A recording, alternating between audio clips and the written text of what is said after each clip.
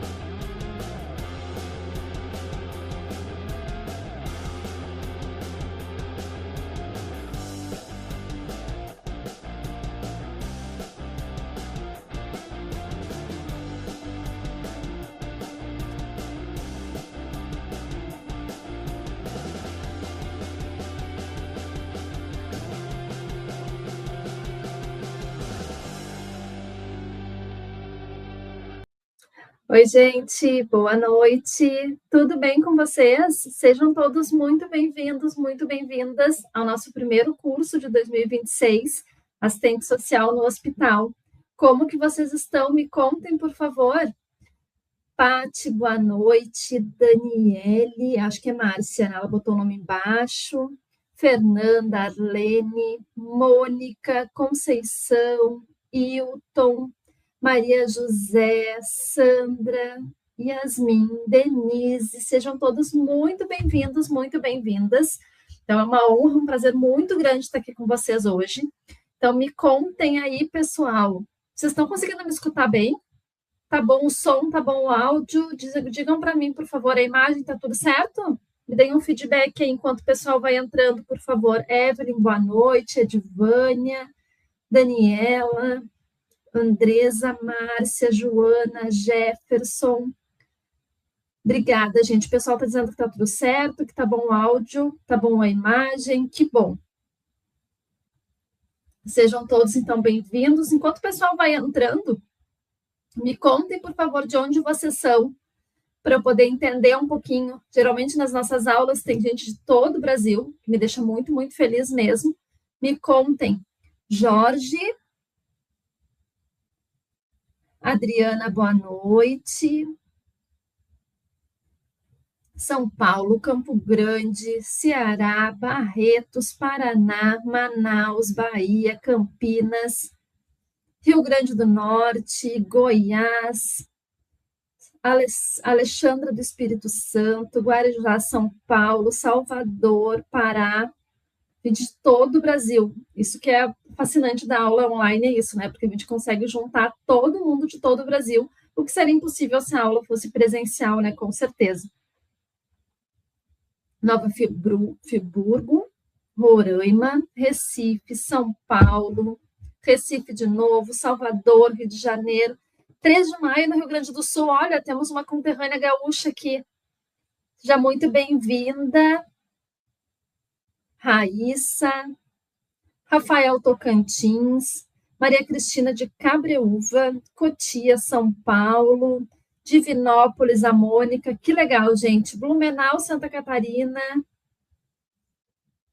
Fortaleza, Pernambuco, Maranhão, Porto Velho, Jundiaí, São Paulo, São Luís no Maranhão, Chapadinha, Maranhão, Salvador, Bahia, Piauí. Gente, temos gente de todo o país. Que legal. Então, sejam todos muito bem-vindos, muito bem-vindas. Então, vamos começar nossa aula, gente. Temos muitas coisas para a gente falar hoje.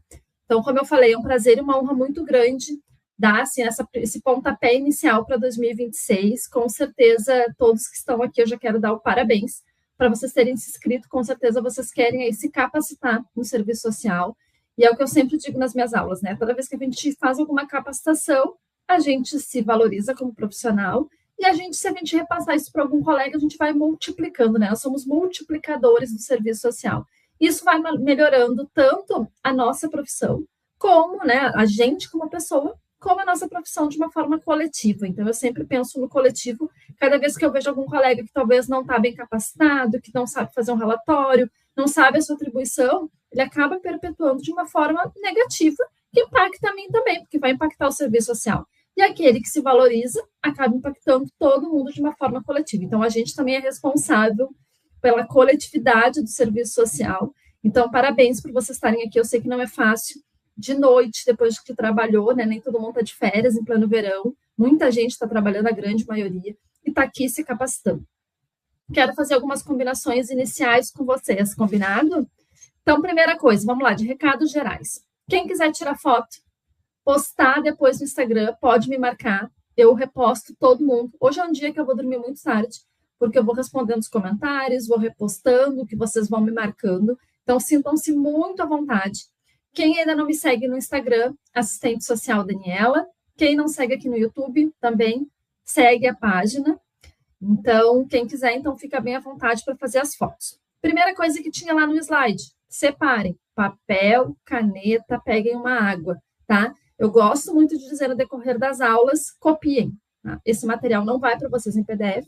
Eu vou passar muito conteúdo aqui e eu preciso que vocês façam as anotações. Isso é melhor, tá? Eu forço mesmo aos alunos, aí aos colegas copiarem, porque isso é bem importante para que a gente grave melhor o conteúdo, tá? Então, separem. Quem não separou, corre rapidinho, separa um papel e uma caneta aí para poder fazer as anotações no decorrer da aula. Vou dizer, isso aqui é importante, vocês vão anotando. Certificado a gente vai falar logo em seguida. Combinações, tá? Então, quero combinar com vocês uma coisa bem importante. Da minha parte, eu vou passar 4 dias de muito conteúdo para vocês. Conteúdos rápidos, práticos, de uma forma muito objetiva. Quem já fez aula comigo sabe. Tem algum aluno meu aqui que já fez outras aulas comigo? Me contem, por favor. Então, assim, eu sou bem objetiva, tá? Então, são 4 dias e aí eu quero, da parte de vocês, o comprometimento, a atenção, isso é para vocês. Então, assim, fica 1h, 1h30, assim, pura atenção, focando nessa aula, que certamente isso vai dar resultado para vocês no final desses 4 dias. Eu estou falando isso porque eu faço muita aula online e é muito fácil a gente se distrair. Toca o telefone, né? A gente deixa o celular longe, aí a gente está aqui no computador, já viu outra coisa. Ou no próprio celular, alguém vai ligar, a gente vai entrar no WhatsApp, alguém vai tocar na porta, a gente vai sair, a gente vai fazer comida e vai ficar tocando ali. A gente não vai ter o foco total nisso. Então, esse é o pedido que eu faço para vocês. Concentração, comprometimento com essas aulas, que da minha parte, eu me comprometo a passar todos os conteúdos ali, da gente poder atalhar muitos caminhos para vocês. Eu vou passar assim, muito prático, tá? Essas aulas serão muito práticas, vocês vão conseguir enxergar lá no final dos 4 dias o quanto, ou para quem está trabalhando, ou não está na área da saúde, vai conseguir enxergar aí o caminho do serviço social dentro do hospital e vai abranger também outras áreas da saúde, porque o nosso trabalho ele acaba sendo extenso para outras áreas da saúde, né? Que não seja só o hospital, então vai servir para outras áreas também. Combinado, pessoal? Todo mundo de acordo aí com a nossa combinação? Posso contar com vocês? Pode ser? Se todo mundo estiver de acordo, tudo certo? Então tá. Então vamos começar a nossa aula. Combinado? Sim, sim. Carla, Kellen. Então tá, gente. Então vamos lá, vamos começar a nossa aula. O que a gente vai ter de programação? Hoje a nossa aula vai ser um pouco mais teórica, tá? A gente precisa ter a base teórica. Deixa eu botar aqui os meus recadinhos, botar para lá. Então, a gente vai ter uma aula mais teórica, sim, tá? A gente vai precisar conhecer o fundamento da política de saúde. O que é saúde? O que é isso? Para a gente poder chegar lá no hospital, falar das nossas atribuições, a gente vai ter que falar muito de política. Onde que a saúde está? Onde que o hospital está dentro da saúde? Então, hoje vai ser uma aula um pouquinho mais teórica, mas eu vou trazer a prática para vocês também, mas isso a gente precisa fazer, tá? Não tem escapatória, para a gente poder saber e conhecer esse mundo da saúde, que é uma caixinha de surpresas, né? É um mundo muito grande que a gente precisa aí desvendar. Amanhã a gente vai falar sobre inserção do assistente social no hospital, atribuições, competências, quais são as demandas. Então, amanhã é uma aula bem robusta e muito prática para o assistente social. Na terceira aula, também é uma aula prática para a gente falar sobre instrumentos, tá? Então, todos os instrumentos diretos, indiretos, tentar entender o que é, como que eu uso isso na prática dentro de um hospital. Então, vai ser uma aula bem especial também. A última aula, e não menos importante, são os desafios atuais que a gente tem no mercado de trabalho. Como que o assistente social consegue se colocar no mercado de trabalho? Eu não estou trabalhando, como que eu começo? Então, vai ser uma aula ali para a gente poder dar o pontapé inicial para quem não está começando, para quem está começando, ou recém-formado, não sabe como é que está o mercado. Então, vai ser uma aula. Então, se vocês olharem, uma aula está linkada na outra. Tá? Então, assim, por isso que eu digo, prestem bem atenção e não percam isso, porque vai fazer. Amanhã eu vou falar muita coisa da aula de hoje. Na última aula, eu vou puxar todos os fios até a gente poder chegar para poder fazer um fechamento geral. Certificado opcional. Então, muita gente hoje me perguntou como é que vai funcionar o certificado. Na sexta-feira, deixa eu ver se sexta-feira é 29, gente. Deixa eu ver aqui, deixa eu abrir aqui para mim. Então, certificado de 20 horas, a gente vai abrir, né? O nosso suporte vai botar nos grupos de WhatsApp. Dá para solicitar do dia 23 até o dia 29 de janeiro, tá? A gente vai dar uma semana ali para poder fazer a solicitação. Para quem quiser, é opcional, vai custar R$ 29,90, mas depois lá no final da aula eu vou explicar um pouco melhor para vocês como que vai funcionar. Quero só assistir a aula e não quero certificado. Não tem problema, tá? O conteúdo vai ser igual para todo mundo, certo? Mas quem quiser aí o certificado para botar no currículo, para poder ter depois para atividades complementares, então a gente vai falar sobre isso depois. Para que a gente possa começar, deixa eu perguntar uma coisa para vocês. Se hoje vocês começassem a trabalhar na área da saúde, tá? Alguém ligasse para vocês assim, Maria, né? Maria Evangelista está aqui, Isabel, Lília, se vocês hoje recebessem uma ligação dizendo para amanhã vocês se apresentassem para uma entrevista num hospital, vocês teriam insegurança? Sim ou não? Vocês saberiam usar os instrumentos? Quais instrumentos o serviço social tem que usar? Sabem fazer um registro, uma evolução em prontuário? Me contem, vocês teriam dificuldade em relação a isso? Alguém tem insegurança? Tem gente que está dizendo que não. A maioria, pelo jeito, não tem insegurança. Tem gente que diz que sim, né? Eu vou contar para vocês que eu tive muita insegurança quando eu me formei. Eu não sabia nem por onde começar. Vou contar um pouquinho da minha trajetória ali para vocês. Eu não sabia. Então, para quem tem essa insegurança, para quem não sabe por onde começar, não sabe onde encaixar o serviço social na saúde, essas 4 aulas, então, são para vocês, vocês estão no local certo. A grande maioria aqui dizendo que tem total insegurança, não sabe por onde começar, teria dificuldade. Então, aqui a gente vai dar o pontapé inicial para vocês, mostrando como que vocês, né, iam se...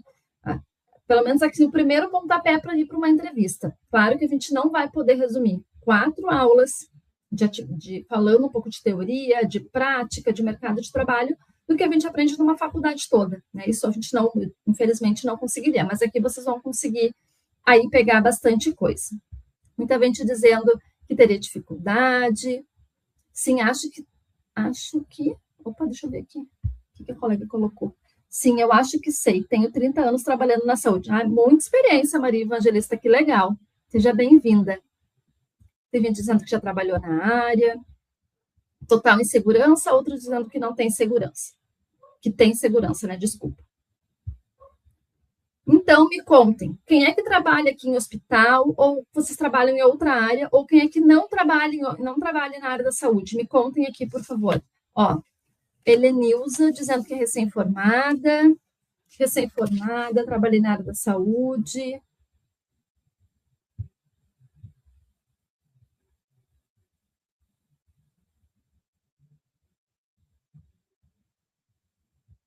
Estava aqui lendo o comentário da colega, muita gente trabalha na educação, trabalha em hospital, não trabalha em hospital, UBS, muita coisa que a gente vai falar aqui na área do hospital serve para UBS também, não trabalha em hospital, iniciando no CAD único, então no CRAS, trabalha em hospital, já trabalhou no SEMAS, me formei, nunca trabalhei, não trabalha, fiz residência hospitalar, olha que legal, trabalha no CRAS, outra colega dizendo que é 2 meses. Eu quero trabalhar na área da saúde, trabalho em hospital, trabalho no laboratório e no hospital, área administrativa, UPA, recém-formada, trabalho na área da saúde, não. Aos pouquinhos eu vou lendo aqui de vocês. Então, tá bem variado aqui, né? Tem gente que trabalha na área da saúde, tem recém-formado, tem gente que quer entrar para trabalhar em hospital. E então, gente, para começarmos aí de uma forma bem... A parte, como eu falei, a gente vai falar muito da teoria, mas vai linkar muito com a nossa realidade. O que a gente tem hoje no Brasil? Mais ou menos, o Cefes traz que 50 mil assistentes sociais estão trabalhando dentro da área da saúde. Não especificamente dentro do hospital. Pode estar trabalhando em UBS, SAMU, atenção domiciliar, com cuidados paliativos. A gente tem aí mais ou menos 50 mil assistentes sociais inscritos com o CRES ativo. Então, a gente fala CRES, né? Aqui no Sul a gente fala CRES. Então, está com o registro ativo trabalhando nessa área.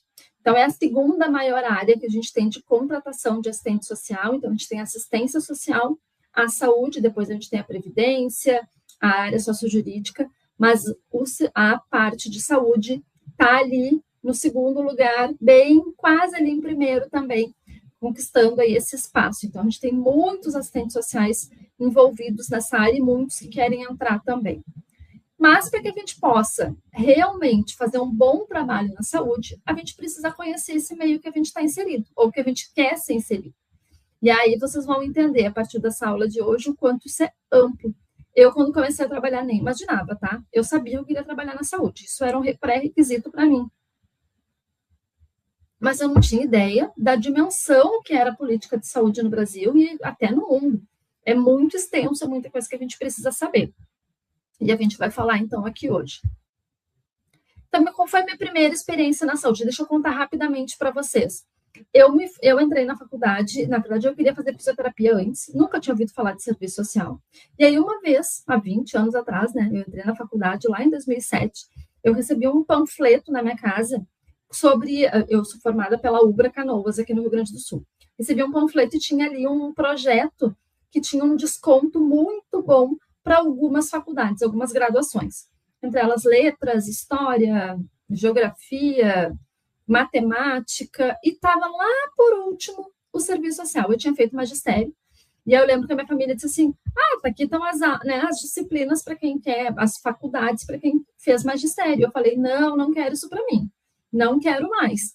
E aí tinha serviço social, e eu lembro que alguém falou assim para mim, tu pode trabalhar em hospital, se tu for assistente social. Na hora aquilo me caiu a ficha, é isso que eu quero fazer. Eu nem sabia o que serviço social fazia. E aí eu entrei na faculdade. Logo no início, eu fui fazer um estágio voluntário dentro do Hospital de Clínicas, aqui em Porto Alegre. Vou dizer para vocês que foi muito bom, mas ao mesmo tempo foi o caos, porque eu queria muito trabalhar com cuidados paliativos, eu queria trabalhar na emergência, eu queria trabalhar na UTI. E eu, na minha primeira semana, a assistente social que estava comigo me levou para fazer uma visita num leito. E era um menino que estava já em cuidados paliativos, num fim de vida, assim, quase estava num processo ativo de morte. Aquilo eu fiquei chocada, eu passei mal, a enfermeira teve que me levar para o refeitório, me deu suco de laranja. Eu lembro que ela disse para mim, tu tem certeza que tu quer isso para tua vida? Eu falei, quero. Isso vai passar. E realmente, né, fiquei ali uns 6 meses fazendo um estágio, porque eu ainda não conseguia um estágio obrigatório da faculdade, ou estágio eletivo ali, eu não conseguia. E aí eu queria ter essa experiência dentro do hospital. Fiz. Aí eu entrei na área da saúde, na parte administrativa, trabalhava o dia todo. Até que chegou na parte de eu fazer o estágio obrigatório, que é o desespero de todo assistente social. Onde que eu vou estagiar? Né? Eu sei que são poucas vagas, e aí é uma coisa da gente formado, uma responsabilidade nossa, se a gente puder abrir espaços de trabalho que a gente abra, porque isso é muito importante para quem está vindo. É a nossa responsabilidade capacitar os que estão vindo. E trazer, isso é para a nossa profissão. O que a gente quer para o serviço social daqui a 10 anos? Isso vai muito da nossa parte de abrir campo de estágio, senão como é que eles vão poder se capacitar? Como vão poder se formar? Então, eu acabei fazendo estágio no departamento médico legal. Eu queria fazer numa emergência de hospital. Eu queria fazer, assim, no hospital mais, assim, de emergência que a gente tem, que é o pronto-socorro. Eu queria porque queria. Não consegui. Mas eu fui fazer estágio no departamento médico legal. E aí eu fiquei lá 1 ano à noite. Muita gente tem curiosidade de saber como é que foi, assim, no início foi bem complicado, mas foi uma virada de chave para mim. Foi quando eu consegui enxergar um outro serviço social, né? Eu consegui entender que o serviço social não vai trabalhar só com uma população de baixa renda, e sim vai trabalhar com população de baixa renda, mas de alta renda também, porque ali todo mundo era igual, e ali todo mundo precisava de informação, todo mundo tinha um direito para viabilizar, todo mundo precisava de acolhimento, todo mundo precisava de orientação. Então, ali foi uma virada de chave para mim, que no início foi muito difícil, óbvio, lidar com aquela demanda, mas eu entendi um outro serviço social e foi abrindo aí para mim um leque de possibilidades do que poderia ser o serviço social muito além do que estavam me passando na faculdade, que é o entendimento que eu tenho hoje, foi construído lá no meu estágio obrigatório, que eu jamais imaginei que eu fosse parar no Departamento Médico Legal, né? Que é o IML, é que aqui em Porto Alegre é Departamento Médico Legal, ele fica dentro do Instituto Geral de Perícia, mas em todos os locais é o IML.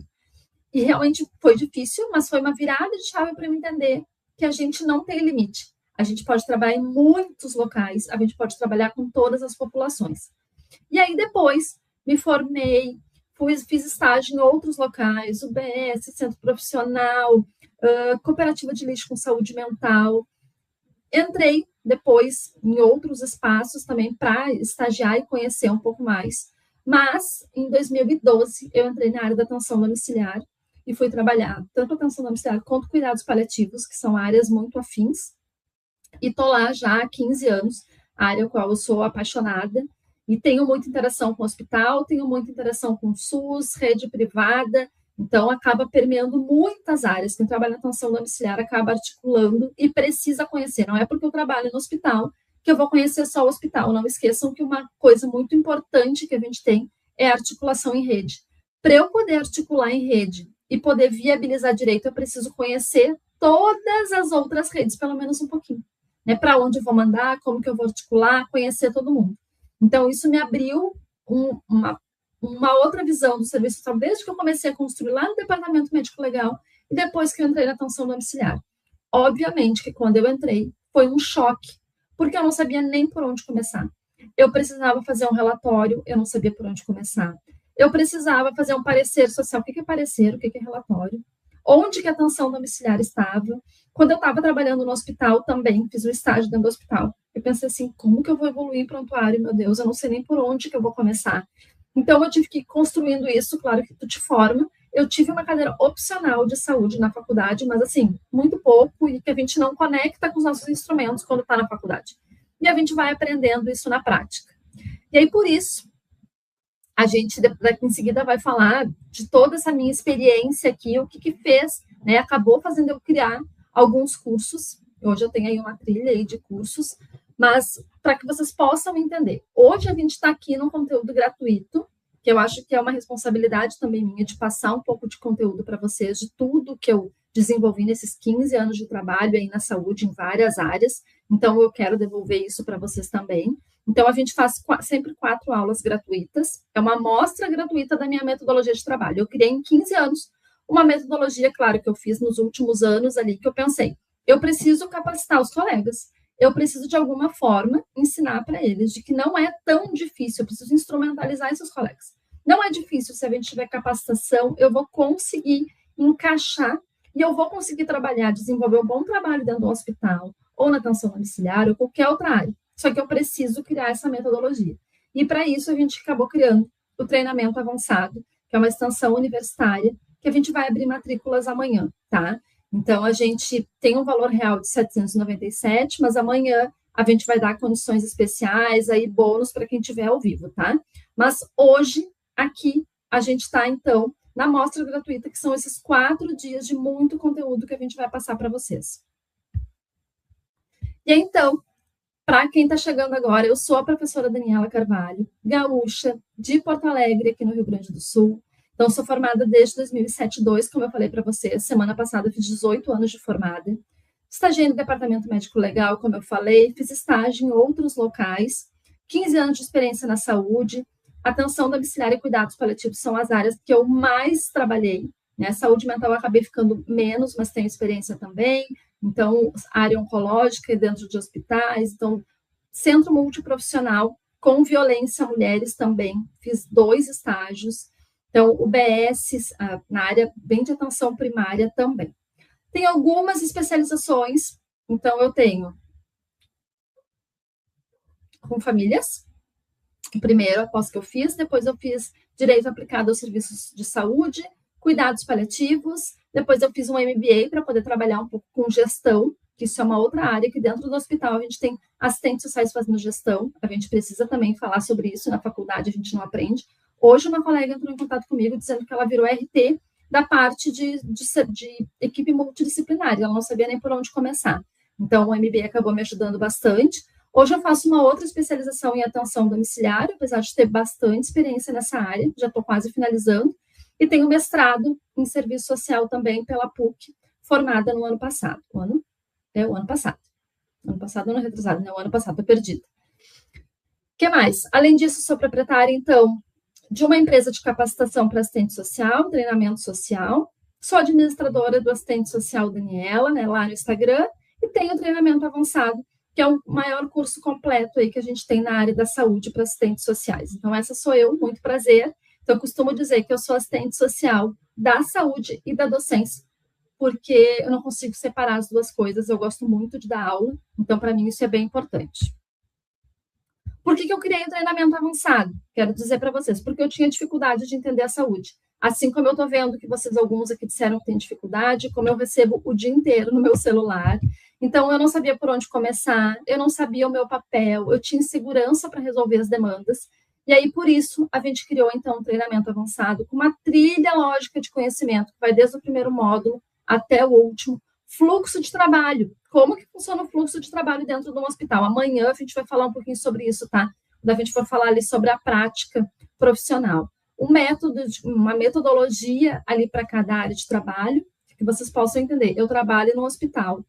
Gravem isso, tá? Se eu trabalho no hospital e eu sei as minhas dimensões, que nós vamos falar amanhã, eu trabalho na saúde mental, eu trabalho na atenção domiciliar, eu trabalho com cuidados paliativos, eu trabalho em qualquer local, tá?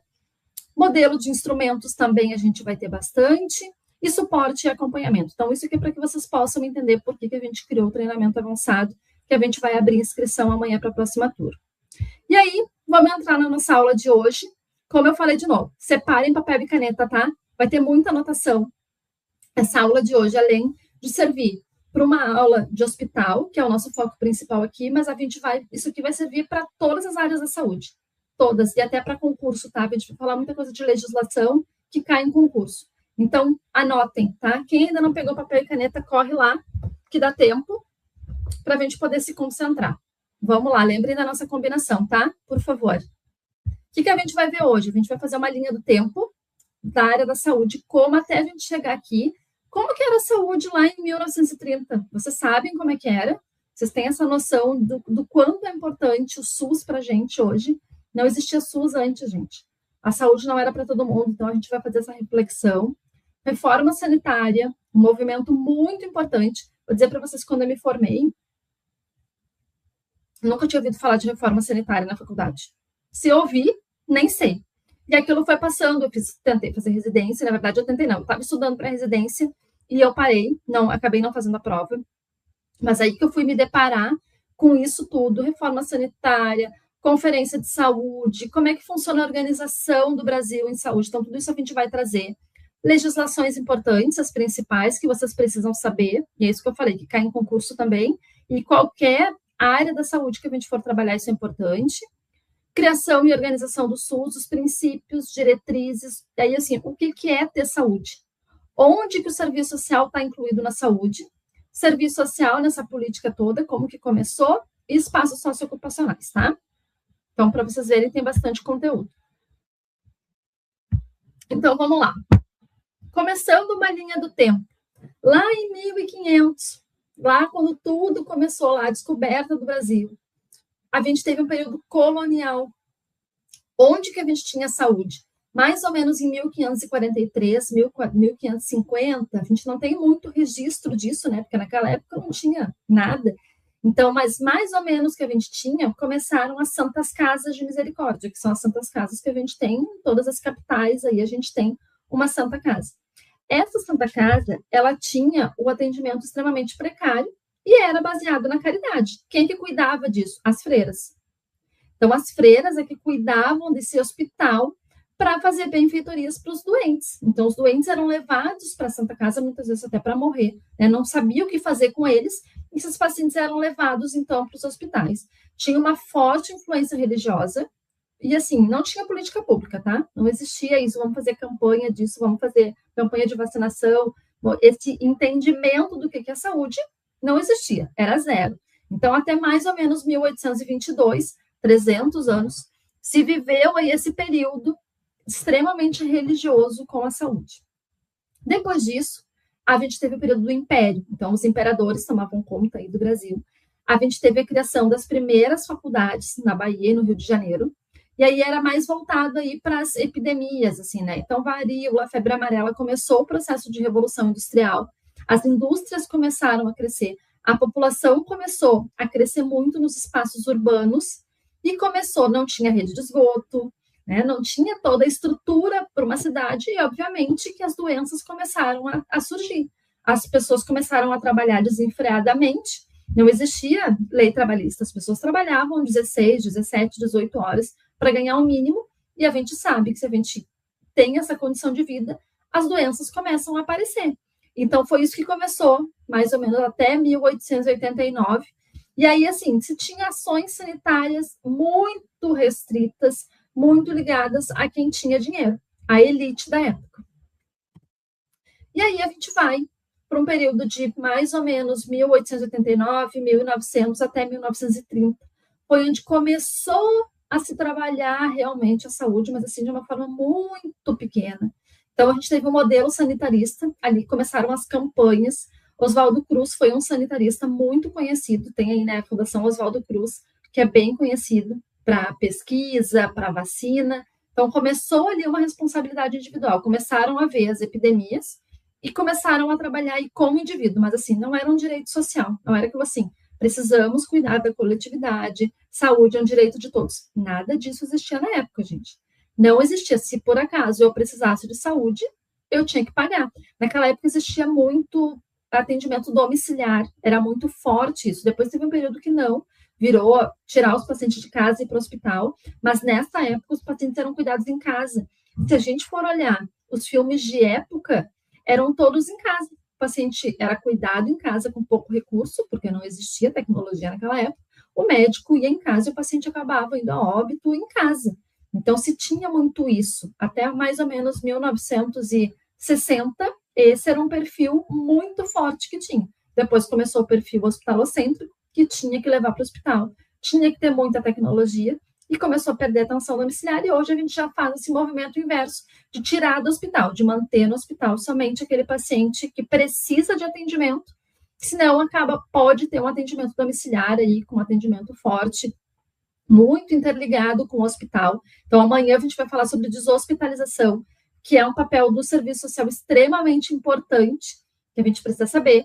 Quem trabalha em hospital tem que saber fazer deshospitalização. Acho que é o principal papel aí que a gente tem dentro do hospital, que é fazer uma alta segura para um paciente, contribuir para essa alta segura. Mas voltando aqui, mais ou menos era Vargas, 1930, 1945. Começa, então, a gente tem a consolidação das leis trabalhistas, aí, né, quem trabalha começa a ter os seus direitos, um pouquinho diferente do que a gente tem hoje, mas começa a ter. Então, a gente tem um acesso aí formal de trabalho, toda uma formalização de carteira assinada, mas ainda a saúde era um modelo muito excludente. Quem contribuía através, né, da Previdência Social, quem trabalha, né, paga um impostinho, digamos assim, né, eu trabalho, tenho carteira assinada, é descontado um valor ali, e esse valor vai para a Previdência. Então, quem trabalhava na época tinha esse direito, é que tinha um pouco de direito à saúde, só. Entramos aí num período de guerra, né? E aí a gente teve 1945, pós-guerra no Brasil. E aí, fortemente, é um período que a gente vai ver mais depois ali, que foi um período em que o serviço social começou a vir mais forte também. Então, até 1985, a gente viveu um período de ditadura no Brasil, onde a gente não podia fazer nada, tudo era restrito, tudo era limitado. E a gente começa a ter a unificação ali dos serviços ligados à Previdência social, então quem era vinculado, quem contribuía para a Previdência, tinha um pouco de saúde, e foi mudando de nome, né? IAPIs, INPS, até criar o INAMPS, que hoje também já não existe, hoje é Previdência Social. Então, ele foi um forte crescimento ali, como eu falei para vocês, do setor privado, as empresas operadoras de saúde, serviço particular, começou a ter um boom, os hospitais particulares também, antes eu tinha Santa Casa. Agora a gente começou a criar outros hospitais de altas tecnologias também, e também era o perfil bem hospitalocêntrico, se queria que o paciente fosse para o hospital para ter qualquer tipo de atendimento. E aí ele ia para o hospital, muitas vezes ficava lá bastante tempo, porque era uma cultura de se cuidar dos pacientes somente no hospital e ficar lá bastante tempo. Então, a gente teve esse período aí até mais ou menos 1985. Tudo certo até aqui, gente? Tudo certo? Todo mundo entendendo até aqui, fazendo suas anotações? Andréia, boa noite. Érica, boa noite. Então tá, então vamos lá que tem bastante coisa pela frente. Aqui a gente teve uma virada de chave da saúde. Lembra que eu falei para vocês que até mais ou menos 1900, 1975, a saúde era totalmente restrita, só tinha saúde quem podia pagar. Se eu ficasse doente, eu tinha que pagar, ou então eu tinha que bater lá na porta da Santa Casa, ou de alguma filantropia para poder ter isso. Mas a saúde, ela não era paga somente para quem realmente não tinha condição nenhuma. Não era para todo mundo. Mas a gente teve um movimento muito importante no Brasil. Muito importante. Anotem isso, gente. O movimento da reforma sanitária foi uma virada de chave, foi a mola propulsora que a gente teve para a criação do SUS que a gente tem hoje, para ter saúde para todo mundo. Então, mais ou menos de 1970 a 1980, uns 10 anos ali, pensem que era um período bem da ditadura. Então, a gente estava vivendo assim, uma situação muito complicada no Brasil, mas, ao mesmo tempo, a gente teve sanitaristas, profissionais de saúde e a população se unindo e dizendo, agora chega, a gente quer saúde para todo mundo. Tá? Então, a gente teve ali a defesa da saúde de uma forma coletiva. Então, se passou a defender isso como um direito universal. Então, isso aqui foi o boom, o pontapé inicial para que a gente tivesse a saúde que a gente tem hoje. É importante destacar, tá? Poucos países têm saúde gratuita para todo mundo. Lá dentro do treinamento avançado, eu tenho uma aula de saúde no mundo. E aí eu trago alguns países, assim. São raros os casos em que tem saúde gratuita, tá? O Brasil é praticamente um dos pioneiros, assim, tanto que a gente é modelo para outros países. Geralmente são países menores, que conseguem se organizar melhor. Agora, pensem no Brasil, gigante do jeito que é. Poder organizar um SUS é muito difícil, gente. Então, isso aqui é um ganho. Claro que a gente vai ter, né? A gente vai falar aqui em seguida de alguns desafios. O SUS não é perfeito, o SUS tem dificuldade, né? Mas o SUS ainda é muito importante. Quando esse dia teve uma reportagem, eu acho que foi no G1, até devia ter colocado aqui um print para vocês, no fim eu não lembrei. Mas teve uma pessoa dos Estados Unidos que veio passar férias e essa pessoa ficou doente e ele foi no SUS. E aí ele queria pagar, e aí disseram, não, aqui é gratuita a saúde. E ele ficou chocado porque o SUS era gratuito. Como assim? Se nos Estados Unidos, se chegar lá um brasileiro, eu vou ter que pagar. Né? E aí foi dito para ele, não, aqui no Brasil, aonde tu tiver para ser atendido estrangeiro ou de nacionalidade, né, ou brasileiro, tu vai ter saúde gratuita. Então ele ficou muito chocado, assim, ele deu uma reportagem ali, eu acho que foi para o João, tenho quase certeza, falando sobre isso. Então é um ganho muito grande da população brasileira que começou com o movimento da reforma sanitária. Então, com protestos mesmo, né, de bater na porta lá de deputados, de vereadores, de senadores, né, e de pressionar os governantes do país para que se tivesse saúde para todo mundo. E aí, o que o Cefes traz em relação à reforma sanitária? Né, que essa proposta foi de defender a universalização das políticas sociais e garantia dos direitos sociais. Então, ele ressalta a ampliação da saúde, considerada como melhores condições de vida e de trabalho, e aqui vai fazer todo sentido quando a gente for falar ali no conceito de saúde, com ênfase nos determinantes sociais. Aqui entra a gente, assistente social, aonde que o serviço social está linkado na saúde? Aqui. A nova organização do sistema de saúde por meio do SUS, em consonância com princípios da intersetorialidade, integralidade, descentralização, universalização, participação da sociedade também, redefinição dos papéis de política na prestação de serviços de saúde e financiamento do Estado. Então, o Cefes traz ali bem o que teve a reforma sanitária, o que isso significou para todo mundo. E aí a gente teve um outro movimento, depois lá até 1980, 1975, tivemos esse movimento da reforma sanitária. Vocês sabem que a cada 4 anos a gente tem uma Conferência Nacional de Saúde. A gente teve, então, em 1986, a 8ª conferência, muito, assim, trazendo coisas da reforma sanitária ali, né, de todo esse movimento de pressionar a saúde.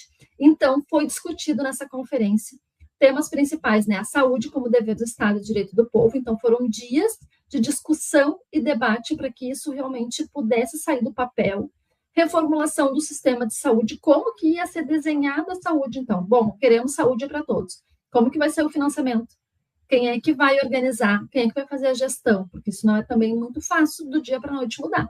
Então, demorou um certo período para que isso pudesse acontecer. Então, nessa conferência, depois de toda a discussão e debate com muitas pessoas, se chegou à conclusão, então, em relação à formação do SUS, e aí se cresceu o SUS. Então, a gente teve a reforma sanitária impulsionando isso, e a formalização de que sim, vamos fazer através da Conferência Nacional de Saúde, né? Então, trouxe ali os impostos que iam ser tirados para poder financiar incidentes sobre produtos e atividades nocivas à saúde também, que tem imposto para poder financiar a saúde.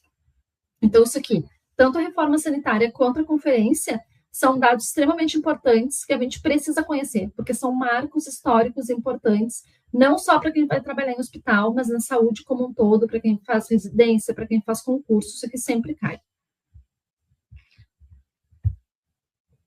Com isso, a gente teve, então, bom, vamos fazer lá em 1986, foi dito, queremos o SUS. Como que a gente vai botar isso no papel? Então, a gente teve a Constituição Federal de 1988, que lá é bem, até acho que tem uma foto aqui, né? Quem é que não lembra lá, né, dessa imagem da Constituição Federal, em que traz muitos direitos da população e vai trazer a saúde ali. Em seguida, a gente vai falar alguns artigos bem importantes, que aí eu digo, anotem, tá? Essas 3 constituições, elas são o tripé para a saúde. A gente precisa estudar, independente do espaço de saúde que eu for trabalhar, eu preciso conhecer essas 3 legislações, elas comandam aí a saúde. Temos muitas legislações, tá? O Brasil é o país que mais tem lei, mais tem regulamentação, mas essas 3 são muito importantes para que a gente possa conhecer. Então, a Constituição Federal, a Lei do SUS, obviamente, de 1990, então, foi criada a Constituição onde diz que é direito de todo mundo, e lá em 1990, então, se disse, bom, como que a gente vai botar isso em prática? E aí, também, de 90, se criou a Lei 8142, que traz a participação das pessoas. Então, não é só os governantes que comandam, como que a população vai também auxiliar nessa saúde no Brasil.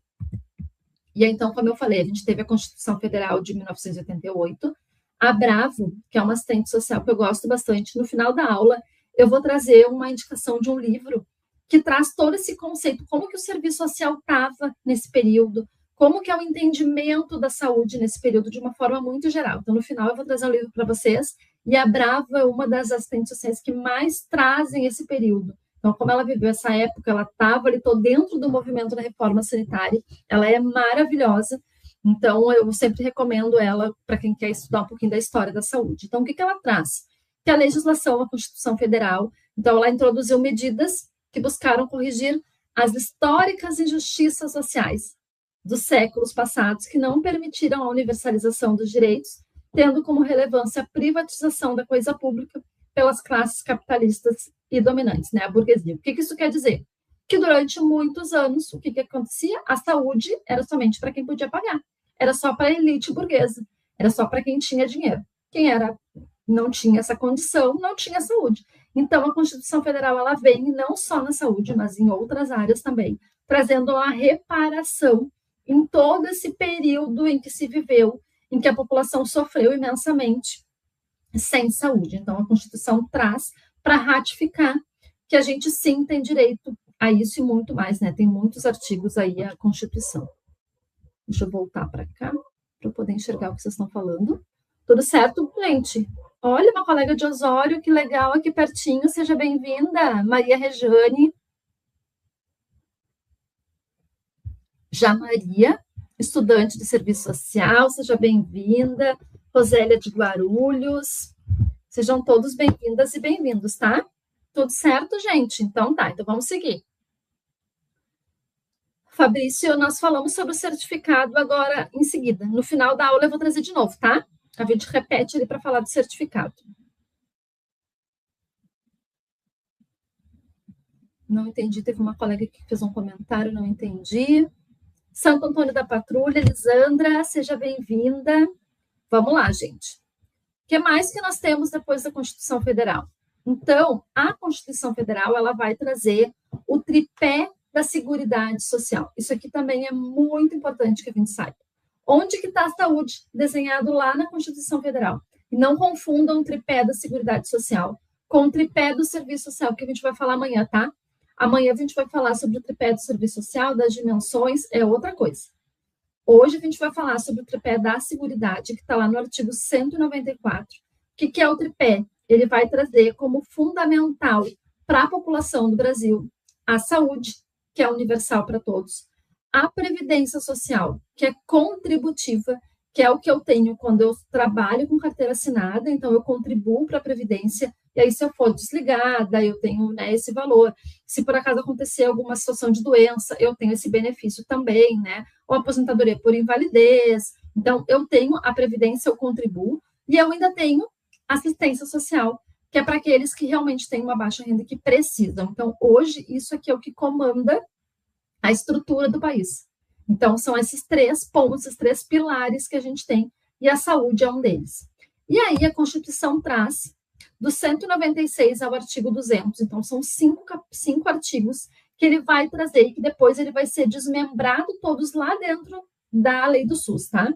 Então, o que foi o marco aí para a gente poder dizer, não, tem saúde, a gente precisa fazer dessa forma, porque agora a saúde ele é um direito de todos e é dever do Estado.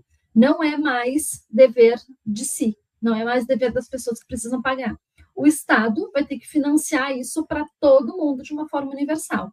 Então, ele traz no artigo 196 que a saúde é um direito de todos e dever do Estado, garantindo mediante políticas sociais e econômicas que visem a redução do risco de doença e outros agravos ao acesso universal e igualitário às ações e serviços para sua promoção, proteção e recuperação.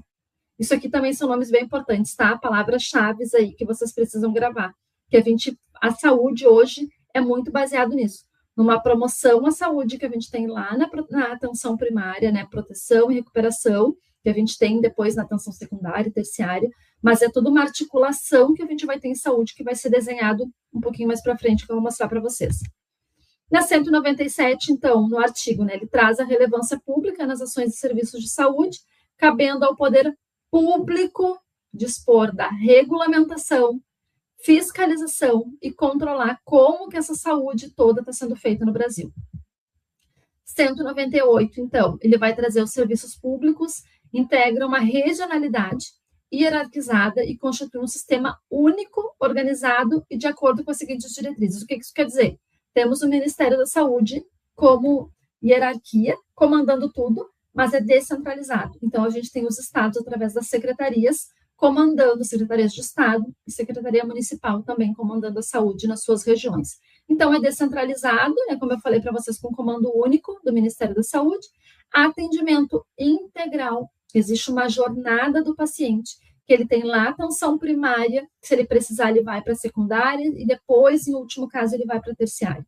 O que é a terciária? Nós, hospitais. A gente está lá. E a gente precisa lá na atenção básica, que, assim, na verdade, o que se calcula? Que mais ou menos 20% das pessoas que vão só para ser atendidos no hospital. Hoje a gente tem uma inversão dessa pirâmide. Hoje a gente tem muita gente no hospital porque não foi tratado lá na atenção primária, não foi feito prevenção. Então, tem se feito esse trabalho, cada vez mais, tanto rede pública quanto rede privada, para que se trabalhe mais a prevenção e não deixe o paciente chegar num estágio de agravo que tem aqui para o hospital. Que hoje a gente ainda não tem isso, assim, 100%, né? Se trabalha muito disso, mas ainda não é... Ainda tem muitos pacientes chegando no hospital que nunca fizeram uma consulta, que nunca fizeram um acompanhamento, nunca fizeram exames recorrentes. Então, a gente ainda tem muito isso. E participação da comunidade, como a gente falou. A gente tem na 199, assistência à saúde livre à iniciativa privada. E aqui eu quero fazer um parênteses, eu quero perguntar uma coisa para vocês. Quem tem plano de saúde pode usar o SUS? O que vocês acham? Enquanto eu tomo um chimarrão, por favor, que uma gaúcha com chimarrão não quer guerra com ninguém, né? Me contem. Quem tem plano de saúde contratado pode usar o SUS? Sim, claro, pode, sim, claro. Adorei. Muito bem. Isso, pode, porque o SUS é universal. Perfeito, gente. Mas eu pergunto isso porque isso gera muita dúvida, tá? Geralmente as pessoas que trabalham em hospital ou trabalham numa UBS, por falta de conhecimento, acabam muitas vezes dizendo para o usuário: eu não vou te atender porque tu tem plano de saúde, vai procurar a operadora. Então, isso acontece, tá? Só que não esqueçam, todos nós pagamos o imposto para a saúde. Todo mundo. Então, o SUS é para todo mundo. Não interessa se tem plano de saúde. E quem tem plano de saúde, uma coisa que poucas pessoas conhecem, tá? Mas se eu, por exemplo, Daniela, tenho plano de saúde, se eu for ser atendida numa UPA, se eu for atendida numa emergência, a minha operadora de saúde vai reembolsar o SUS daquilo. Então, sim, o SUS é para todo mundo, tá? Não esqueçam, tem coisas que a rede privada, ela é uma relação comercial e contratual. Tem coisas que a operadora de saúde não fornece. O SUS é universal e integral, a operadora de saúde não.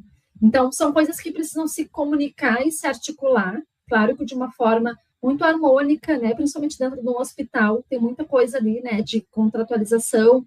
Ah, não, aqui é a rede privada, aqui é a rede pública, mas a gente precisa caminhar, a gente como assistente social, caminhar nos dois lugares, tá?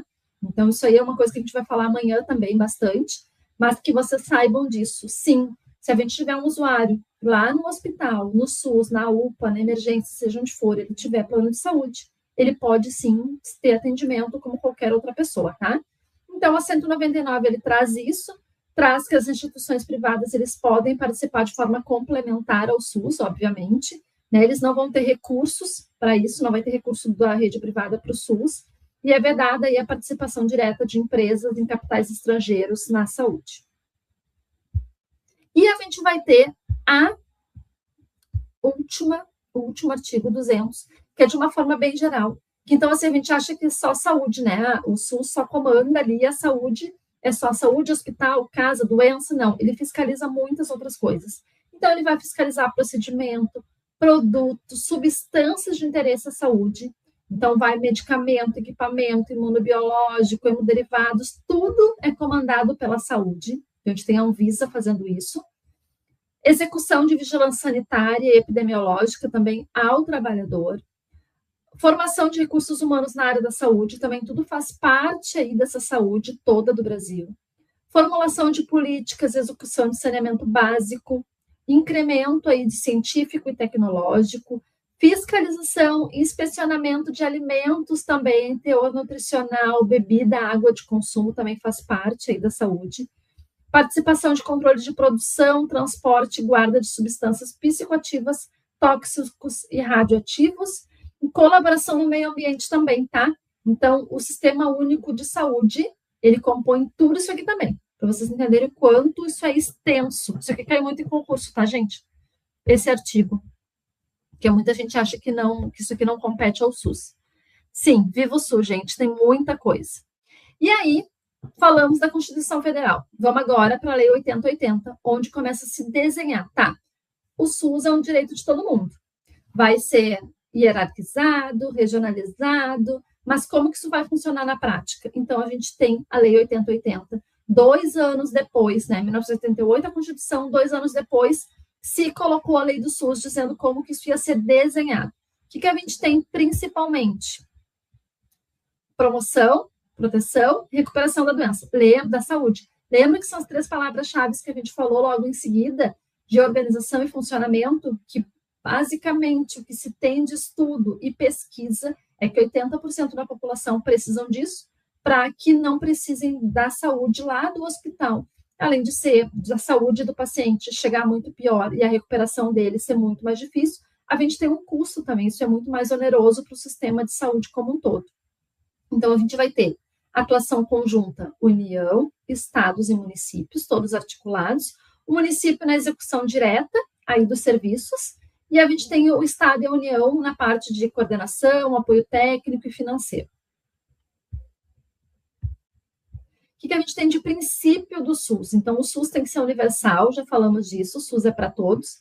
Integral, a gente tem uma jornada do paciente, onde ele vai ser atendido numa SAMU, por exemplo, levado para uma UPA e vai ter um atendimento de uma OBS depois, ou ele vai precisar de uma atenção domiciliar, ele vai precisar ir para um hospital de retaguarda, ele vai precisar ir de um exame de laboratório, de um centro de reabilitação, então tudo tem que ser integral para essa promoção, prevenção, tratamento e reabilitação desse paciente.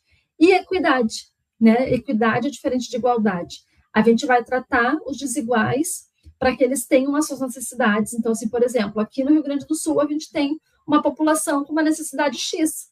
Então, esse recurso não vai ser o mesmo da cidade Y, que não precisa disso. Então, esse estudo também faz parte de uma gestão do SUS. Quais são as diretrizes que a gente tem? Descentralização, como a gente falou, de comando único do Ministério da Saúde, em cada esfera aí do governo, regionalização e hierarquização dos serviços e participação da comunidade através da 8142 de 90, tá? Que é a legislação que eu acho que eu coloquei aqui em seguida, mas se eu não coloquei, a gente fala aí rapidinho, que é onde a gente tem as conferências de saúde, conselhos de saúde. Então, a gente traz bastante isso, que a comunidade precisa participar e não só aceitar. Então, a gente tem que ir lá participar das conferências para dizer o que está ruim no nosso território, para poder mostrar e melhorar. Então, a gente tem esse respaldo através da 8142 de 90, trazendo a população como um comando também disso, tá? Como participação disso. E aí, eu quero trazer uma coisa para vocês muito legal. Quero convidar vocês a participar de um desafio. A gente quer dar um presente para quem acertar primeiro numa pergunta que eu vou fazer logo em seguida, tá? Então, o suporte agora vai me ajudar com isso. A gente tem o calendário de ideias prontas e campanhas sociais. Vocês já ouviram falar, gente, do calendário? Estou eu trabalhando lá no hospital, e aí eu vou trabalhar no ambulatório, por exemplo, e eu quero fazer grupo, mas eu não faço ideia de como, o que eu vou trabalhar, que atividade que eu vou trabalhar. Não faço a menor ideia do que eu vou fazer. Para isso, a gente tem o calendário de ideias prontas, que então a gente vai dar de brinde para uma pessoa que acertar uma pergunta logo em seguida. Então, esse calendário, ele é por mês, então cada mês ele traz, janeiro branco, quais são as atividades que eu posso fazer? Fevereiro, março, abril, então tem as campanhas ali por cores, que trazem várias atividades. Então, a gente vai sortear um agora. Eu, com certeza, quando eu comecei a trabalhar na saúde, se eu tivesse, eu fazia muito grupo antes, agora eu já não faço tanto. Mas quando eu fazia grupo, eu precisava saber que atividade, e eu não tinha essa ferramenta. E aí eu tinha que catar na internet, procurar uma colega, né? Então, esse calendário, ele ajuda muito para que a gente possa fazer um planejamento anual, por exemplo, eu trabalho num hospital e eu quero fazer salas de acolhimento em grupo, nas salas de espera, por exemplo. Então, o que eu vou trabalhar? Não sei. Bom, aqui no calendário ele tem várias dicas para que vocês possam fazer, tá? E aí a gente vai sortear, todo mundo topa comigo? O que a gente vai fazer? Eu vou lançar uma pergunta logo em seguida. Quem for o primeiro que acertar a pergunta, o nosso suporte vai fazer uma foto e a gente vai mandar, então, esse calendário para essa pessoa, tá? Todo mundo preparado? É uma pergunta fácil, eu acabei de falar na aula. Quem prestou atenção, com certeza vai acertar, só tem que ser bem rápido. E aí o nosso suporte vai tirar uma foto, e aí em seguida a gente vai divulgar a pessoa e voltamos para a aula. Combinado? Então, vamos lá. Valendo. Qual foi o movimento popular que serviu de mola propulsora para o SUS? O que vocês acham? Me contem aí. Repetindo. Já vi uma colega que acertou aqui. Reforma sanitária, muito bem. Só vou pedir para o suporte dizer para mim qual foi a colega que escreveu primeiro, por favor. E aí a colega que ganhou, depois vai ter que me chamar lá no Instagram, tá? Dizendo que ganhou para a gente poder encaminhar. Certo? Será que o suporte conseguiu tirar a fotinho? Não sei se foi essa que está aqui. Vou pedir para o suporte me ajudar. Oi, Dani, boa noite a todos. Foi a Letícia de Ai, Paula, essa que está destacada aqui, tá? então tá, obrigada, Nath. Então tá, parabéns para Letícia, então. Letícia, eu vou pedir que assim que acabar a aula, tu me chame no Instagram, tá? Se por acaso tu não me tem no Instagram, procura lá, assistente social Daniela, me chama para que eu poder pegar teus dados para que a gente possa te encaminhar, tá? Parabéns, gente. Parabéns para todo mundo aí que acertou também. Então a colega foi bem rápida, mas a gente vai ter outras coisas também aqui no decorrer da aula. Então, gente, o que a gente tem hoje? A gente já contou aí todo o trajeto até a gente ter o SUS de hoje. Que como que é hoje essa organização gigantesca que o Ministério da Saúde comanda, de uma forma muito boa, né? Modelo para muitos países, mas a gente tem dificuldades e desafios também. Então, o que a gente tem hoje? O fortalecimento da atenção primária, que é o básico ali para o paciente, de promoção, prevenção à saúde. O paciente precisa realmente participar de atividade, precisa fazer exames de rotina, precisa fazer consultas, para que se consiga detectar qualquer tipo de doença antes, para que não evolua e para que ele não precise da atenção secundária e terciária. Tem se trabalhado cada vez mais na humanização da saúde, não só aquele trabalho assim mecanizado, vou ali, atendo e vou embora, não, a gente está lidando com o paciente, que precisa ser o centro do cuidado. Cuidados paliativos vêm crescendo gigantemente nessa área, tanto de hospital quanto na saúde em geral. Cada vez mais, né? A gente teve a política de cuidados paliativos lançada e agora a gente tem muitas equipes sendo trabalhadas. Claro que o cuidados paliativos ele precisa de uma capacitação específica, uma capacitação muito específica, digamos assim, né? São muitas particularidades e não é tão fácil trabalhar com cuidados paliativos. Mas, e aí, gente, quero já desmistificar aqui, cuidados paliativos não é só para quem está morrendo, tá? Mas é para quem está vivendo. Tem pacientes em cuidados paliativos que têm uma sobrevida de 20 anos se são cuidados corretamente em cuidados paliativos. Então, muitas vezes nos hospitais tem equipes de cuidados paliativos. Não sei se alguém que conhece, me escrevam aqui, por favor, ou se alguém faz parte da equipe, ou se tem equipe no hospital que vocês trabalham, ou conhecem algum que trabalha. Então, é uma área que vem crescendo muito, muito linkado aí à política de humanização, de direito, de autonomia, de valorização do paciente mesmo. E serviços, então, vem sendo valorizada essa rede toda de articulação, rede de atenção à saúde de forma geral. Em seguida, eu vou mostrar aqui para vocês o mapa de como funciona. Serviço de urgência e emergência também, buscando aí a integralidade desse cuidado. Então, a gente precisa pensar que o paciente ele é integral, ele é, se a gente for pegar um paciente, tá? E aí falando bem de integralidade mesmo, a parte clínica, física, biológica dele, a gente tem a parte psicológica, a parte espiritual e a gente tem a parte social, que em seguida a gente vai falar aqui da onde que o serviço social está linkado aqui na saúde, quando que a gente encaixa o serviço social aqui. É nisso, tá? É nessa integralidade de cuidado. O que a gente tem de desafio hoje? Financiamento, má gestão, falta de ampliação de acesso, né? Recursos sendo desviados. Então, a gente tem isso, a gente tem o recurso, mas para onde que está indo esse recurso? Será que está indo para o local correto? Será que os gestores realmente estão olhando para a população, fazendo uma análise daquela população? Ainda falta bastante coisa. A gente tem locais com uma saúde muito boa, mas a gente tem locais muito próximos um do outro, inclusive, que não tem. Vou dar um exemplo para vocês. Aqui em Porto Alegre, 100% dos pacientes conseguem dieta, por exemplo. O paciente saiu lá do hospital com uma nasoentérica, por exemplo, né? Tem que receber alimentação pelo nariz ou pela barriga, pelo estômago. Precisa de uma dieta especial, não pode se alimentar direto com aquela alimentação normal. E aí o SUS fornece essa dieta. 100% dos pacientes em Porto Alegre conseguem.